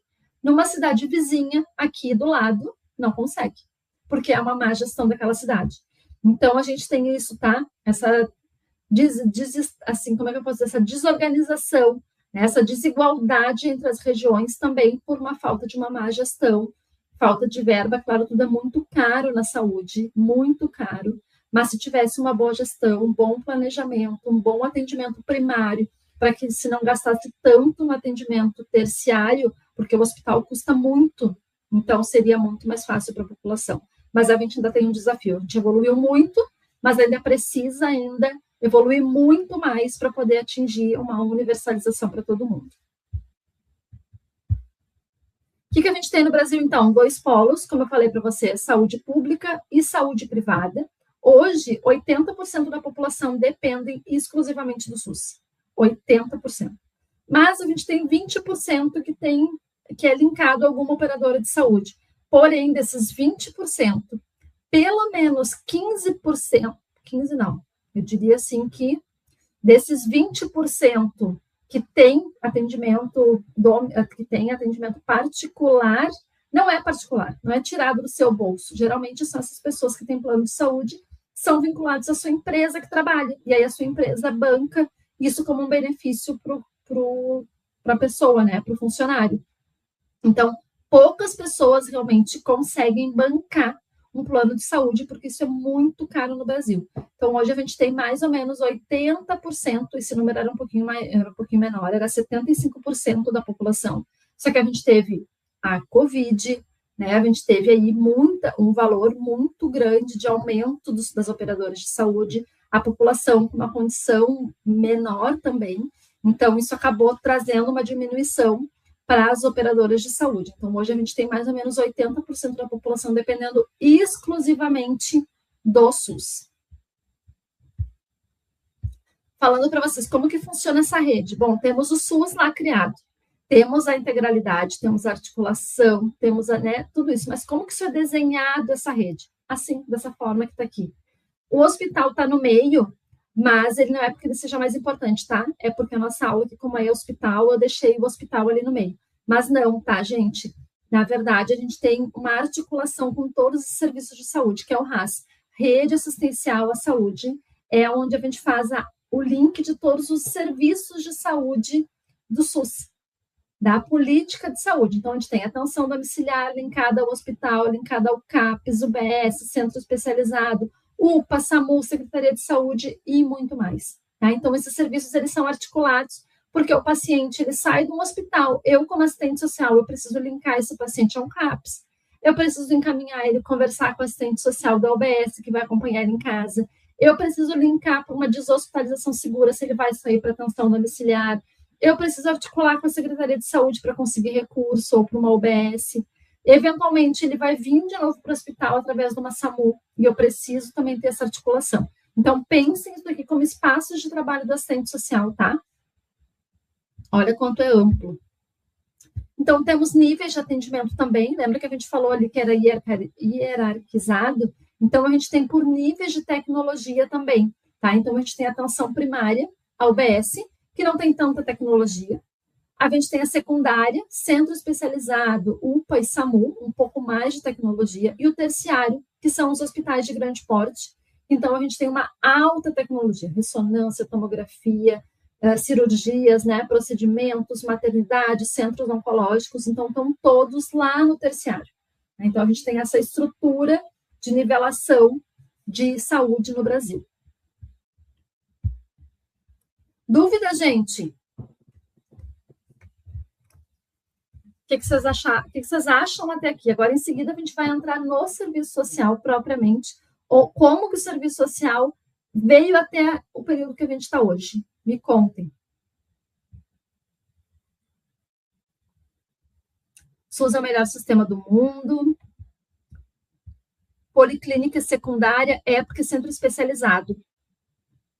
Mas também, é que depende do que tu tem de recurso. A gente tem, por exemplo, hospital que é secundário, porque não tem cirurgia, não tem maternidade, então a gente tem hospitais de pequeno porte que é secundário. Então, tudo vai depender do que a policlínica tem de tecnologia. Daqui a pouco a policlínica tem tomografia, tem ressonância, tem exames mais completos, ele vai acabar sendo uma secundária.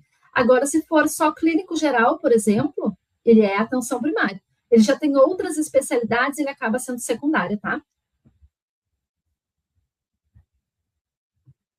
Janice, como a gente falou no início da aula, creio que tu tenha chegado um pouquinho depois, não tem material, tá? Eu preciso que tu copie, tá? Anota tudo, por favor. Isso é importante, eu sou uma professora bem chata, eu faço o aluno copiar para poder gravar bem, tá? Se eu te passar o material, tu vai guardar o material e nunca mais vai pegar. Se tu copiar, tu vai ter o melhor entendimento. Então, copiem, tá? Por favor. Frequência, falamos, né? O pessoal quer falar aqui sobre a frequência. Não existe frequência para conseguir o certificado opcional. Precisa assistir todas as aulas. Vai ter uma senha no final da aula que vocês precisam anotar. Em seguida, a gente vai falar sobre serviço social, depois eu vou falar a senha para vocês. Quando eu passar a senha, por favor, não coloquem aqui a senha, tá? Guardem para vocês. E amanhã, quando a gente chegar na aula 2, vai ter gente que vai perguntar qual que é a senha 1? Não contem para o coleguinha. O coleguinha precisa assistir a aula, tá? Isso também é a nossa responsabilidade, forçar que os colegas façam a aula. E aí eu quero fazer um parênteses aqui. Não adianta ter certificado se a gente não tiver o conteúdo, tá? Não adianta chegar para uma entrevista no hospital. Ah, mas eu tenho um certificado do serviço social no hospital aqui. Eu sei. A primeira pergunta que o entrevistador for fazer, vocês não saberem, não adianta nada o certificado, tá? Então, é muito importante. Vamos centrar aí no conteúdo, depois a gente vai para o certificado, que é importante também, tá? Deixa eu ver se temos mais dúvidas aqui, senão a gente segue. O pessoal diz que está amando, aula maravilhosa, parabéns, ótima aula. Dilma, obrigada. Juliana, boa noite. Jorge botou que é um serviço social, eu também sou suspeita. MR Fantas Maga Place. Yara Serafim de Fortaleza, seja bem-vinda. Érica botou que aula maravilhosa. Sérgia Valéria, ou Valéria Sérgia, não sei, botou que tá rápido para copiar. Aula maravilhosa, explicou muito bem. Não se preocupem, porque amanhã a gente vai acabar fazendo um pouquinho, assim, claro que hoje a gente está sendo muito conceitual, então amanhã a gente vai muito para a prática, mas muita coisa vocês vão conseguir puxar de amanhã também, tá? Então não se preocupe. Dúvidas também podem ir colocando, talvez eu não consiga. Ah, uma colega botou aqui um comentário. Trabalhei em home care como auxiliar de farmácia. Dispensávamos dieta com liminar judicial para fornecimentos. Foi descoberto que a família recebia dieta da gente do SUS. Isso acontece também. Deixa eu ver se tem mais alguma dúvida, senão a gente vai seguir. CAPES é somente saúde mental? Sim, CAPES é para saúde mental, Marli. Ieda, vou fazer um comentário aqui, tá? Que acho que isso aqui vai servir para algumas pessoas. Estou no estágio 3, não acho o estágio tão rápido na graduação de serviço social. Eu também tive muita dificuldade, como eu falei para vocês, me desesperei, não sabia. Como que a gente faz para conseguir um estágio na área? Primeira coisa, a faculdade precisa auxiliar. A faculdade não vai me ajudar? Ok, a gente vai para o conselho. Conselho, eu preciso de um estágio. Vocês têm onde me indicar? Enquanto o conselho vai batalhando para um estágio para vocês, porque isso é obrigação, tá? Do conselho e da faculdade. Vocês vão mapeando o espaço onde vocês trabalham, onde vocês moram. Bom, eu moro em Porto Alegre. Quais são os locais que têm serviço social, que podem ter serviço social, porque talvez eu não saiba, e que podem ter. Quais são os hospitais que eu tenho em Porto Alegre? Eu quero fazer estágio no hospital. Eu vou mapear os hospitais, eu vou pegar nome da assistente social, e-mail, eu vou mandar e-mail, eu vou fazer contato, eu vou até lá me apresentar e dizer que eu quero um estágio.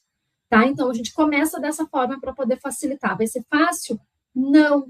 Mas a gente vai um passo de cada vez, e assim a gente vai criando network, vai falando para os colegas que é estágio. O meu estágio, por exemplo, eu consegui através de uma colega, a colega conseguiu, falou com o supervisor de estágio que tinha mais uma colega que precisava, e eu consegui entrar. Então, a gente também precisa fazer esse network, tá? Mas não é fácil, mas estou torcendo aí por ti, tá? Vivo SUS, ótima aula. Então, vamos seguir, gente? Vamos? Deixa eu ver se tem uma pergunta. Professora, você vai disponibilizar curso com duração de 6 meses ou 1 ano?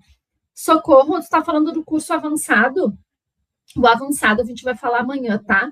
O treinamento avançado, geralmente, ele fica ali por 1 ano para acesso, e acesso também, às vezes, 1 ano ou 2 anos, eu não sei, vou ter que olhar amanhã, tá? Amanhã eu passo direitinho para vocês, mas é mais de 6 meses, tá?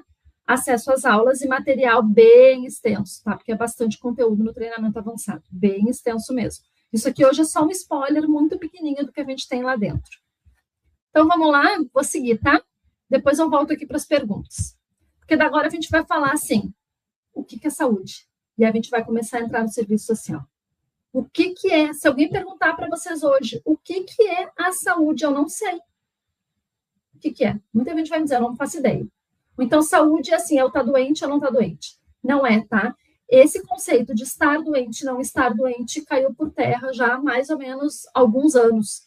E aí a gente tem na Constituição, na lei do SUS, lei 8080, falando que saúde ele tem relação com os fatores determinantes e condicionantes sociais. O que isso quer dizer? Que a saúde é resultado das condições de vida da população. Onde que o serviço social entra aqui? Onde que o social entra? Na parte de alimentação, moradia, saneamento básico, meio ambiente, trabalho, renda, educação, transporte, lazer, coisas básicas para a população. Se a população não tem o mínimo possível para manter uma qualidade de vida, há a propensão dele ficar mais doente, óbvio, né? Porque ele não dorme bem, ele não come bem, ele não tem educação, informação. Então, isso vai sendo, é um funil, né, gente, que vai indo. Então, para vocês verem que a gente está aqui. Porque quem é que cuida, pensa em todas as categorias profissionais que tem. Qual a categoria profissional que consegue, no fundo, né, ir a fundo e trabalhar todas as demandas sociais que não seja o assistente social? Não existe. Então, a gente tem o médico, o enfermeiro, o nutricionista, fisioterapeuta, trabalhando a parte clínica do paciente. A gente tem a psicologia, a psiquiatria, trabalhando a parte mental, né, e emocional.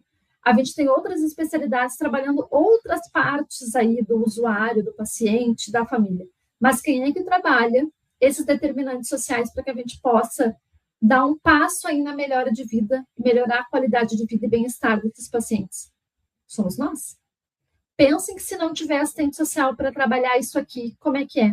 Se hoje tem alguns hospitais que ainda não têm assistentes sociais, infelizmente, né? Mas, ao mesmo tempo, eu tenho visto uma médica entrou em contato comigo semana passada, pedindo para que eu fizesse, assim, bem um rascunho do quanto seria importante ter assistente social dentro do hospital que ela trabalha. Porque ela acha que é inadmissível ter um hospital que não tem assistente social. E é. Pensem que se a gente tiver um paciente internado num hospital e a gente não olhar para isso, ele vai voltar para o hospital pior, porque se tratou só a parte clínica do paciente, ou a parte emocional, né, e outras questões, ali, talvez até espirituais, ali, quem trabalha em cuidados paliativos. Mas pensem que se a gente não identificar que o paciente não tem saneamento básico, que ele não tem uma renda mínima para poder, ou que a gente não conseguiu articular para a medicação, por exemplo, ou para a dieta, fralda, insumos básicos para a sua qualidade de vida. Quem é que faz seu serviço social? Se não tiver, ninguém faz essa articulação, esse encaminhamento, esse acompanhamento. Então, para vocês verem o quanto a gente está... esse conceito de saúde, ele perpassa por nós, assistentes sociais. Claro que tem a parte clínica, que é extremamente importante. Primeiro, a gente cuida da dor do paciente, né? A gente diz muito isso em cuidados paliativos. Primeiro, a gente cuida da dor do paciente. Quando o paciente estiver bem estável, que o médico vai cuidar, a gente vai cuidar do resto. Tá? Então, para que vocês possam entender o quanto a gente é importante na área da saúde.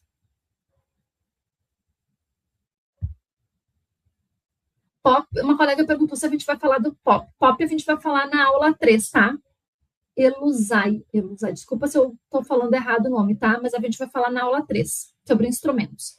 E aí, trazendo, então, desse conceito de saúde, dimensão social, que é nosso, é do serviço social.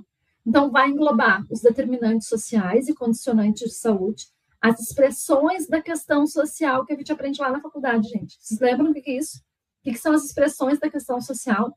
As fragilidades, as vulnerabilidades. Quando a gente tem um paciente ou um usuário na saúde, a gente sempre tem alguma situação social para poder manejar, para poder fazer uma intervenção, sempre. Não existe paciente do hospital. Você diz, uma colega entrou em contato comigo dizendo assim, os pacientes não têm problema social aqui no hospital que eu trabalho. Falei, duvido. Duvido. Eles nem sabem que tem. A gente precisa usar os nossos instrumentos, que a gente vai aprender lá na aula 3, a resgatar isso.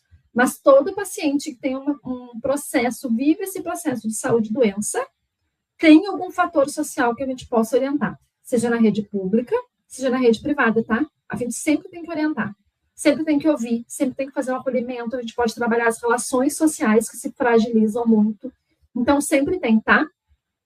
Então, as perdas, as faltas, as dificuldades, então, tudo isso engloba o papel do serviço social que a gente vai falar amanhã nas nossas atribuições e competências. Mas aqui eu quis trazer para vocês entenderem o quanto é importante, tá? Depois eu vou responder as perguntas aqui, que eu estou vendo que tem algumas que não são da saúde, mas depois eu vou responder, tá? fala um pouco sobre a atribuição do serviço social, falar para a família do paciente sobre óbito. Amanhã a gente vai falar sobre isso, sobre atribuições e não atribuições do assistente social. Isso é uma coisa que gera muita dúvida. Amanhã a gente vai falar bastante sobre isso, tá, Vanessa? E aí, então, para que vocês possam entender a saúde, como que chegou até aqui. A Bravo traz um pouquinho conceitual, dizendo que a profissão, então, surgiu lá na Europa, século XIX, mais ou menos 1800 e pouco.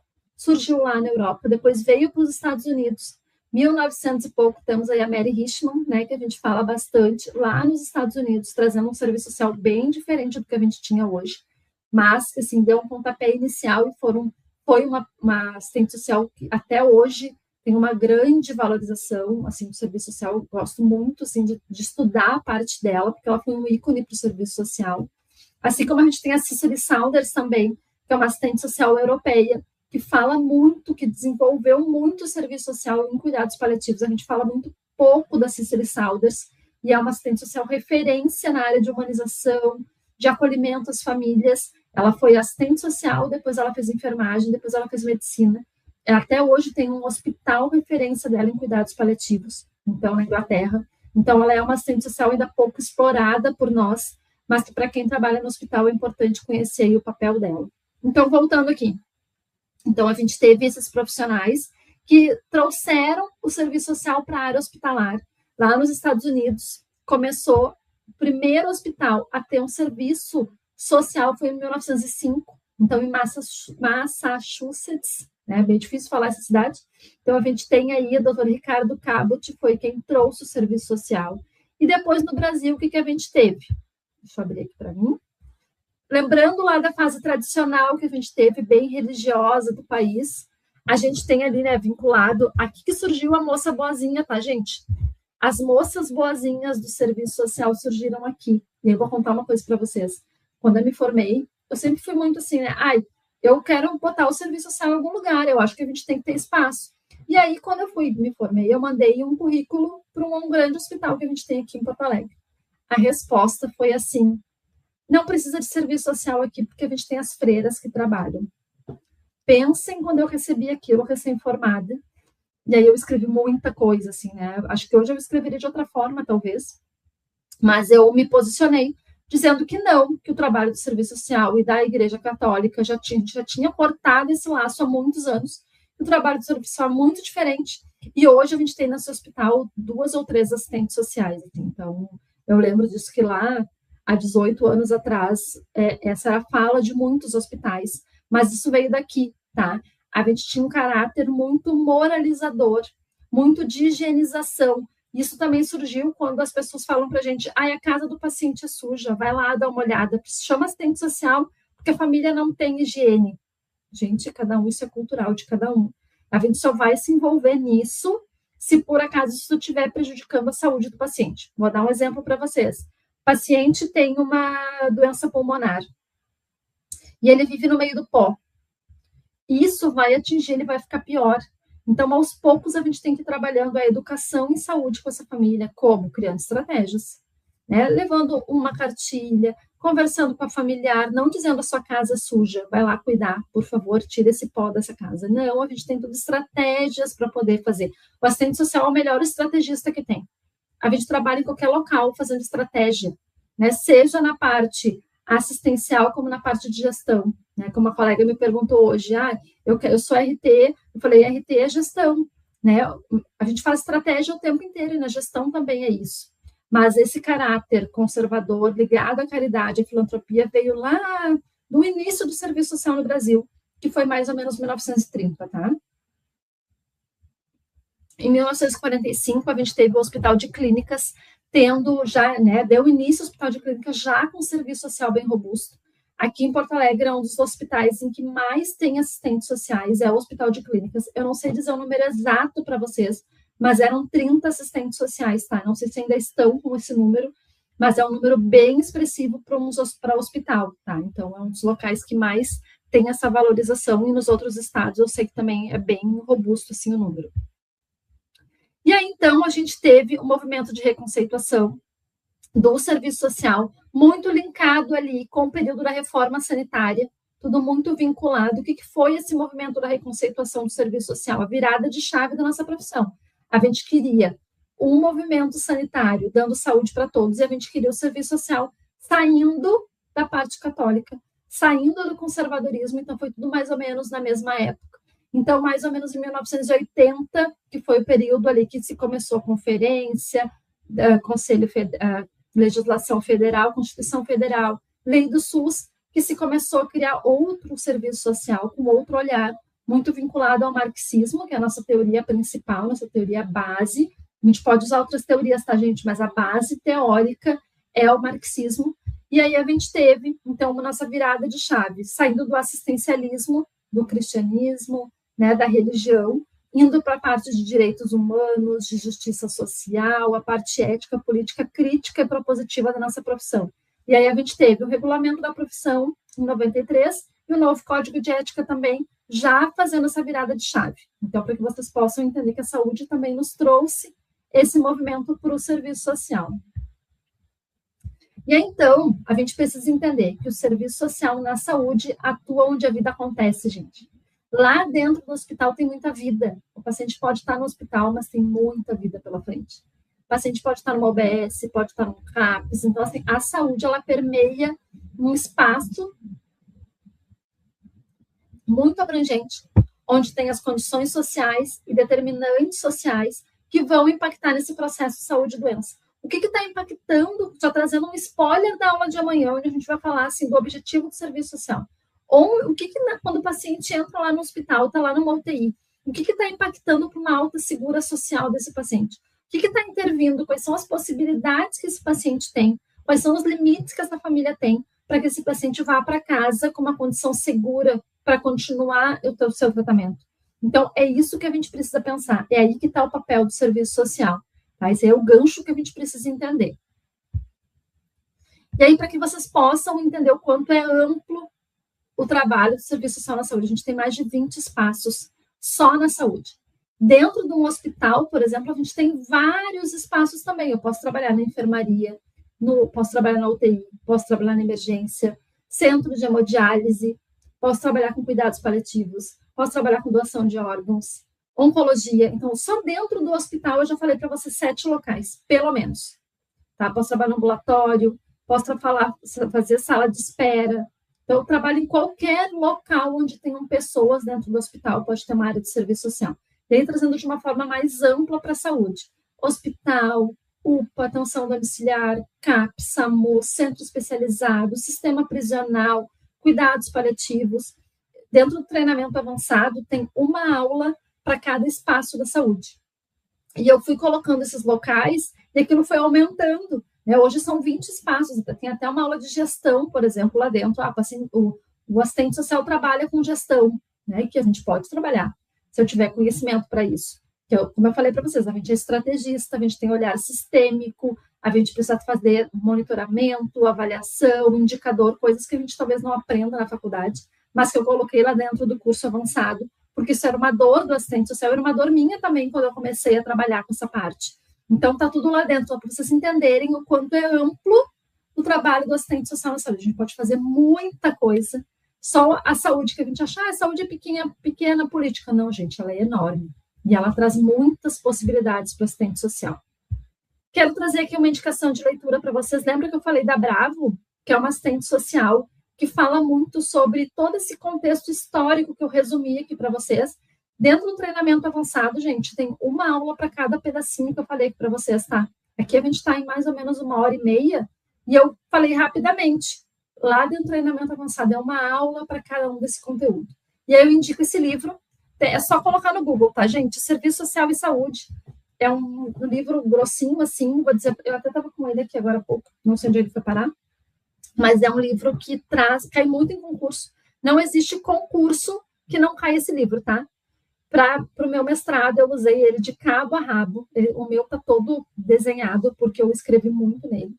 Então, é um livro que, assim, a gente precisa ter ele como bíblia, realmente, porque ele vai contextualizar tudo isso que eu passei para vocês. Então, ele vai trazer artigos não só da Bravo, mas como de outras profissionais também maravilhosas, Elizabeth Mota, tem várias assistentes sociais. Então, ali, ele vai trazer dados muito importantes, assim, tipo assim, um dia eu vou ler um artigo por dia, quando vier ler o livro todo, tá? Então, super recomendo, e dá para buscar na Amazon, só colocar no Google, tá? Muita gente vocês perguntam, onde eu acho? Editora Cortez, e no Google acha na Amazon, qualquer outra loja. E aí, já se encaminhando um pouquinho para o final, a gente vai falar de certificado em seguida, eu quero trazer isso aqui para vocês, tá? Essa imagem, eu recebi ela num dos cursos que eu fiz, que agora eu não lembro se foi alguma especialização, mas eu bati o olho nele e eu logo lembrei da gente como assistente social. Às vezes, a gente está acostumado, na verdade, a escutar o serviço social como um patinho feio. O serviço social ninguém nos escuta, o serviço social não é valorizado, serviço social isso, serviço social aquilo. Gente, vamos cortar isso aqui, tá? O queixume não pode existir. A gente tem dificuldades, a gente ainda tem, assim, não é tão fácil a gente entrar, as pessoas ainda não sabem muito o nosso papel, tá tudo certo. Mas a partir de agora, a gente tem que mudar essa possibilidade. Então, aquela coisa de que a gente enxerga assim, eu sou assim, e aí eu me prendi nessa cadeira aqui, repetindo essa fala. E aí acontece muito, eu vejo muito esse movimento no Facebook, tá? Instagram eu não vejo tanto, mas o Facebook, gente, eu saí de várias contas ali. Parei de seguir vários grupos, porque era muito queixume. Então, assim, a gente precisa fazer esse movimento ao contrário, tá? Se a gente quer valorizar o serviço social, eu preciso entender que eu não estou amarrada nessa cadeira. Que o serviço social, ele é ilimitado. Que eu tenho muito a fazer. Só na saúde eu tenho um campo muito extenso, muito, vocês vão ver no decorrer das outras aulas. Então, vamos cortar isso aqui. A gente não pode ficar preso ao só o que nos ensinaram lá na faculdade, que é isso aqui. E no decorrer desses 4 dias também é isso aqui, porque é muita coisa para poder falar do serviço social. Então, vamos pensar, tá? Vamos abrir aí a nossa mente para outras coisas. Eu espero que a aula de hoje seja só um portal para que vocês possam entender amanhã o quanto é amplo e nos outros 2 dias também. Então, a gente não pode ficar amarrado, não sejam esse cavalo amarradinho aí na cadeira, porque alguém falou para vocês que vocês têm que ser isso aqui, tá? Não, a gente vai mudar a nossa realidade, a gente vai mudar a realidade das pessoas, mas a nossa também. E com isso, mudar a realidade do serviço social como um todo, tá? Então, gravem isso. Quando eu vi isso aqui, eu logo pensei na gente, né? E então, o conhecimento, ele transforma, ele nos dá segurança, nos dá poder, a gente tem o poder, e vocês vão ver isso amanhã, e na aula de quarta, que a gente vai usar nossos instrumentos, a gente tem o poder de viabilizar o direito das pessoas e de mudar o destino delas.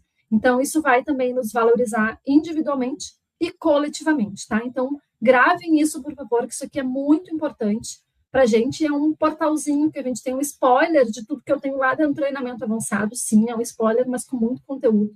Então, gravem isso, que isso aqui é bem importante, tá? Se eu pudesse deixar aí um recado para vocês de finalização da primeira aula, eu trago, então, essa frase. Dúvida, gente? Antes da gente falar de certificado, eu indico o livro Saúde e Serviço Social, este tem Bravo, Vasconcelos, Monerati, entre outros. Eu tenho esse livro também, ele é muito bom, é um livro fininho, né, eu acho. Eu tenho esse livro também, ele é muito bom. A Vasconcelos é maravilhosa falando da saúde. Gosto muito, muito dela também. SAMU, vamos falar amanhã um pouquinho de SAMU sobre o trabalho do assistente social, então. Qual o nome do pet? Não entendi. É do meu pet, será? Que tá ali atrás deitado, gente. Será que é isso? O Thor, eu digo que ele é meu estagiário. Agora ele tá quietinho, deitado. É o Thor, gente. Hoje ele não latiu na aula. Geralmente ele late, ele quer colo. Todas as minhas aulas ele participa, gente. O pessoal falando da aula maravilhosa, foi muito bom. Gente, vamos finalizar. Psicóloga pode fazer esse curso? Não, Luísa. Nossos cursos são para assistentes sociais ou alunos de serviço social, tá? Por quê? Porque a gente vai falar sobre técnicas, habilidades, instrumentos do serviço social. A psicóloga não vai poder usar nossos instrumentos, tá? Claro que o nosso trabalho articulado com a psicologia, ele é maravilhoso mesmo, mas o nosso curso ele é voltado para assistente social, tá? Vamos ver se tem mais alguma pergunta. Quando o paciente possui plano de saúde, está internado, e o hospital público pode solicitar que o plano de saúde envie ambulância que transfere o paciente para um hospital, para o plano. Geralmente, vou te dizer assim, de regra, tá? O que acontece de regra? Isso tudo depende de uma questão contratual. mas geralmente é operadora de saúde e também depende do plano de contratação. Às vezes o paciente tem um plano que não tem contratação de internação, às vezes tem internação, então vai depender do contrato. Mas em alguns contratos tem acaba que tem o transporte interhospitalar. Se o paciente está no SUS ou está em um hospital onde não tem recurso, a operadora de saúde acaba levando ele para outro hospital, mas isso depende de contrato, tá? Isso não é uma regra, isso vai depender. Cada caso é um caso. Olha que pergunta interessante. No hospital particular tem assistente social? Claro que tem. Para ver como a gente pode trabalhar na rede pública e na rede privada. Então, tem muitas assistentes sociais trabalhando, tá? Na rede privada também. Amanhã a gente vai falar um pouquinho de rede privada, tá? A gente vai trazer não só o SUS, que a gente fala muito, muito, muito, mas vai trazer a rede privada, e eu vou mostrar para vocês na quarta-feira que os nossos instrumentos, tanto no SUS quanto na rede privada, é o mesmo. Porque às vezes as pessoas se confundem. Eu trabalhava na rede pública e agora eu vou para a rede privada. Como é que é o meu trabalho? Igual, gente. Nosso trabalho é igual. Só que as demandas são diferentes, tá? Vamos falar então, vamos já se encaminhar para o final. Não vou esquecer, colega. Uma colega ou outra que não esquece o código. Não vou esquecer. Então, gente, assim, ó, a senha da aula de hoje é 9, tá? Não precisa colocar aqui, tá? No chat. E amanhã, por favor, vai ter aquele aluno que vai chegar aqui amanhã e vai dizer assim, qual foi a senha de ontem? Não coloquem, tá? Não coloquem aqui, gravem, anotem no caderninho de vocês nas anotações a senha 9 para conseguir todo o certificado lá, conseguir o certificado no final, tem que assistir todas as aulas. Isso é uma coisa prioritária para mim, tá? Isso é muito importante. Então, a gente precisa, é uma responsabilidade o certificado. Ele tem CNPJ atrás, tá? Ele vai ter carga horária de 20 horas. Então, assim, a gente precisa... Deixa eu abrir aqui. A gente precisa ter responsabilidade também com isso, tá? Então, anotem assim, é de hoje, amanhã vai ter outra senha, quarta vai ter outra, quinta vai ter outra. Vai ser solicitado, pode solicitar o certificado do dia 23 até o dia 29. O nosso suporte vai botar nos grupos de WhatsApp. Eu vou colocar também no Instagram. Não se preocupem que vocês vão ter acesso a isso, tá? Emissão de certificado R$ 29,90 para quem quiser. É opcional. Não quero só o conteúdo, que é o mais importante. Tá tudo certo, tá, gente? Então, quem quiser, a gente vai explicar isso lá no dia 23, tá? A gente vai passar tudo direitinho para vocês, não se preocupe. Aqui está um modelo, tá? De como que vai o certificado para vocês entenderem. Então, amanhã a gente vai fazer a abertura de mais uma turma para o treinamento avançado, para quem quiser dar sequência aí nesse conhecimento. Como eu falei, aqui é um aperitivo, né, que a gente dá para vocês. É muito pouco perto do que a gente tem dentro do treinamento avançado. E aí, amanhã, no final da aula, a gente vai liberar um super desconto. Como a gente falou lá no início, esse curso avançado, o valor dele é R$ 797, o preço normal. Amanhã eu tenho certeza que ele vai estar com um desconto muito grande, que é o que a gente sempre faz no primeiro lote de abertura, né? Então, a gente vai ter vagas limitadas e amanhã a gente vai falar bastante dele, tá?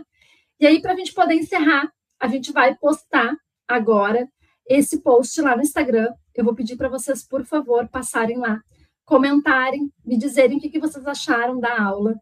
Tá aqui o meu Instagram, assistente social Daniela. E aí, por favor, não deixem de passar lá, assim, o que vocês acharam, né? O feedback de vocês, isso é muito importante para que eu possa preparar a aula de amanhã também. Então, eu já vi várias coisas aqui, né, importantes que eu vou trazer amanhã. Leda botou certificado, não é gratuito. Isso, certificado para quem quiser, R$ 29,90, tá, Leda? Todo mundo falando que... R$ 24,90 ou 29? R$ 24,90, tá? Só para ficar claro. Mas amanhã eu vou falar mais de certificado, quarta-feira também. Não vamos se preocupar com o certificado lá no final. Sei que ele é importante, mas agora eu vou pedir para vocês, assim que encerrar a aula, passar lá no meu Instagram, por favor, e me dar um feedback da aula, tá? Isso é bem importante para mim, por favor, e para todo o nosso suporte. E aí, então, isso ali é o mais importante ali, né?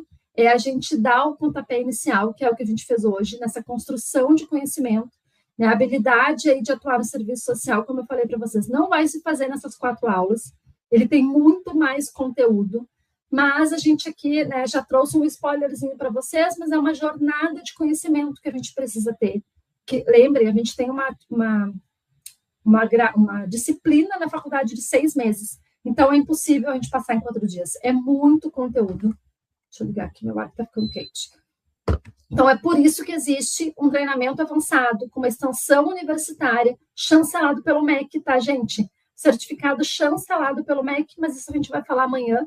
Então, que amanhã também a gente vai ter uma aula muito importante sobre inserção do assistente social no hospital. Então, o que é atribuição, o que não é, o que é competência, o que eu posso fazer, o que eu não posso, quais são as principais demandas, principais atividades. Cheguei para trabalhar hoje no hospital. Como que eu começo? O que eu faço? Da onde que eu vou desenvolver as minhas atividades? Então, a gente vai falar sobre isso amanhã. Então, quero agradecer a presença de cada um de vocês. Muito, muito, muito obrigada. Não esqueçam de me dar o feedback sobre a aula lá no Instagram. E aí a gente se encontra amanhã, então, no mesmo horário, 19h30. Vou esperar todos vocês ansiosos aí. Já estou preparando uma super aula para amanhã também. Tá, pessoal? Então, um beijo para vocês e até amanhã, tá? Até lá.